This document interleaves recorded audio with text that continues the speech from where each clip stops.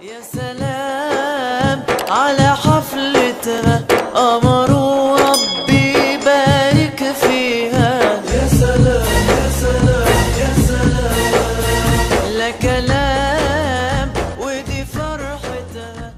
Assalamualaikum warahmatullahi wabarakatuh. Bismillahirrahmanirrahim. Alhamdulillahirabbil alamin. Allahumma salli wa sallim ala sayyidina Muhammadin wa ala alihi wa sahbihi ajma'in. Baik, bertemu lagi di dalam pembelajaran pendidikan kewarganegaraan kelas 5 Ula Pondok Pesantren Salafiyah Darussalam.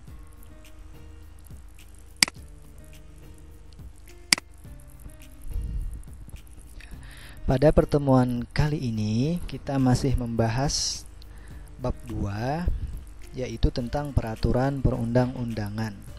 Nah, kemarin sudah kita ketahui negara Indonesia ini adalah negara hukum,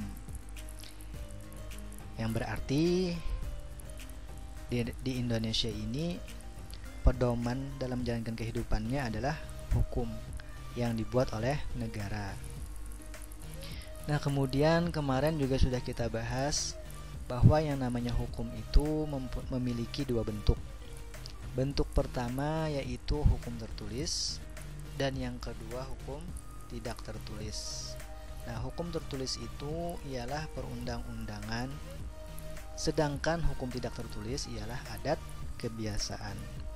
Baik. Kemarin juga kita sudah mempelajari tujuan hukum. Untuk apa hukum itu? Hukum itu dibuat untuk mewujudkan kehidupan masyarakat yang tertib dan teratur di wilayah Republik Indonesia. Nah, kemudian kita juga sudah membahas kemarin bagaimana sebuah peraturan perundang-undangan itu dibuat. Ya, tentunya melalui beberapa tahapan. Yang pertama membuat rancangan, yang kedua membahas rancangan tersebut, yang ketiga menetapkan rancangan tersebut, dan yang keempat atau yang terakhir mensahkan peraturan perundang-undangan. Nah, ini tahapan-tahapan dalam pembuatan peraturan perundang-undangan yang sudah kalian bahas, yang sudah kalian catat kemarin ya. Jadi perundang-undangan itu bisa diartikan sebuah peraturan tertulis yang dibentuk oleh lembaga negara atau pejabat yang berwenang dan sifatnya mengikat secara umum. Artinya, semua orang yang ada di negara Indonesia itu terikat dengan peraturan yang ada di negara Indonesia. Baik, kita mulai pembahasan peraturan perundang-undangan. Nah, peraturan perundang-undangan di Indonesia ini nanti terbagi menjadi dua macam. Ada yang namanya peraturan perundang-undangan tingkat pusat, dan ada peraturan perundang-undangan tingkat daerah. Nah, apa itu peraturan perundang-undangan tingkat pusat? Apa itu peraturan perundang-undangan tingkat daerah? Itu akan kita bahas. Oke, peraturan perundang-undangan tingkat pusat itu adalah peraturan perundang-undangan yang berlaku untuk lembaga-lembaga negara dan seluruh warga negara Indonesia. Nah, jadi semua warga negara Indonesia itu harus mentaati yang namanya peraturan perundang-undangan tingkat pusat ya. Sedangkan peraturan tingkat daerah itu adalah peraturan perundang-undangan yang berlaku hanya untuk warga daerah yang bersangkutan. Nah, misalkan di sini disebutkan contohnya, kalau untuk tingkat pusat yang dinamakan peraturan perundang-undangan pusat itu ada 5. Pertama, Undang-Undang Dasar 1945. Yang kedua, undang-undang. Nah, undang-undang dengan undang-undang dasar ini berbeda ya. Apa perbedaannya itu nanti kita bahas di pertemuan selanjutnya.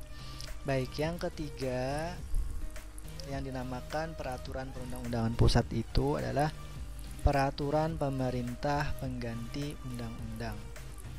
Yang keempat yang dinamakan peraturan perundang-undangan pusat adalah peraturan pemerintah. Dan yang terakhir adalah peraturan presiden. Nah, sedangkan peraturan perundang-undangan daerah itu ada 3 macam. Yang pertama, peraturan daerah provinsi. Yang kedua, peraturan daerah kabupaten atau kota. Dan yang terakhir ada peraturan desa. Baik. Nah, di sini ada hierarki peraturan perundang-undangan. Artinya susunan urutan yang mana yang didahulukan di dalam peraturan-peraturan tersebut.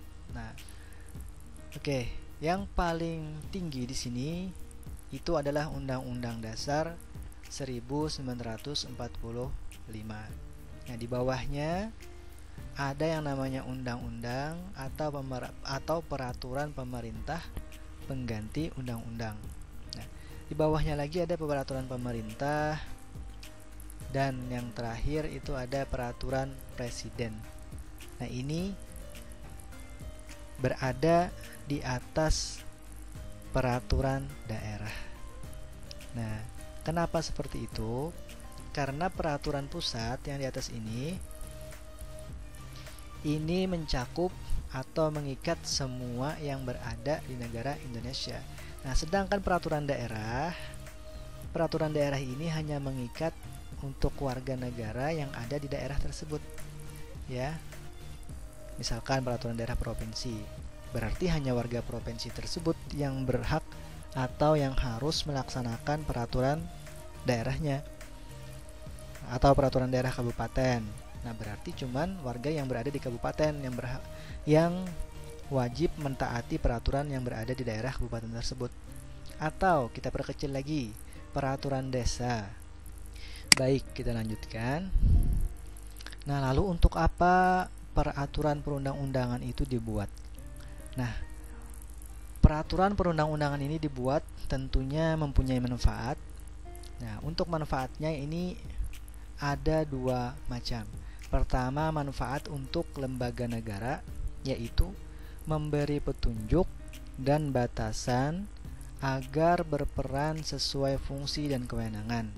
Nah, ini manfaat peraturan perundang-undangan bagi lembaga negara, ya. Sedangkan bagi warga negara, apa manfaatnya? Manfaatnya itu dapat mengatur warga dan mendorong terjadinya ketertiban hukum dan menjamin hak warga. Ya, tentunya karena ada peraturan-peraturan tadi. Nah, sekarang ada tugas. Tugasnya, silahkan kalian tuliskan 5 contoh peraturan yang kamu ketahui yang ada di negara Indonesia. Bebas, mau peraturan tingkat pusat maupun peraturan tingkat daerah. Misalkan di Indonesia ada peraturan lalu lintas. Nah, apa saja peraturan itu? Nah, silahkan kalian tuliskan 5 contoh, ya. Baik, untuk kali ini itu saja yang Bapak sampaikan. Semoga ada manfaatnya. Wabillahi taufiq wal hidayah. Assalamualaikum warahmatullahi wabarakatuh.